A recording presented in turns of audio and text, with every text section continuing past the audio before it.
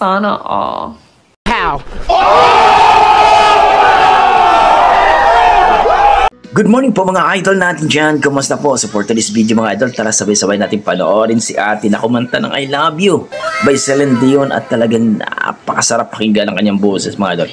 Yung emotion talagang swabing-swabi mga idol. Grabe at mai-inlove kayo dito. So let's go! Panoorin natin mga idol. I wish I could go back to the very first day I saw you. What? Wow! Should have made the move when you looked in my eyes. Sana all. But now I know that you feel the way that I do. Oh! Wow! And I whisper of these words as you lie here on my side.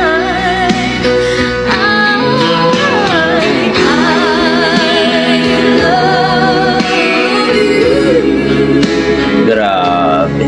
Please say you love me too. Ginalingan talaga. Words, they could change our lives forever. And I promise you that we will always be together. Till the end of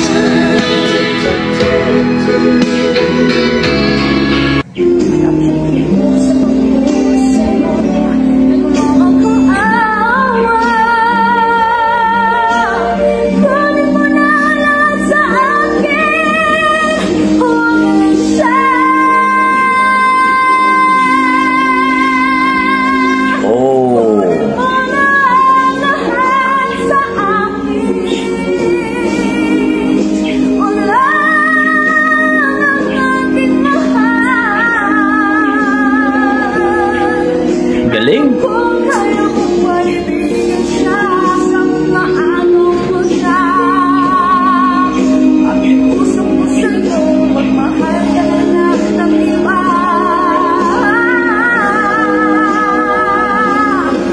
Malupit.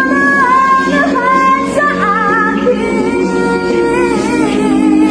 wala nang aking mahal. Ikaw mamatay ng puso ko.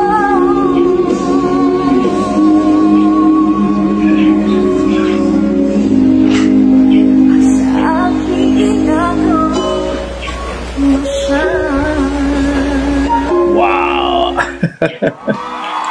So yun po mga idol, narinig natin at nakita natin itong si ate na nag-cover song ng I Love You by Celine Dion at talagang sobrang emotion mga idol. Ang sarap pakinggan yung boses niya.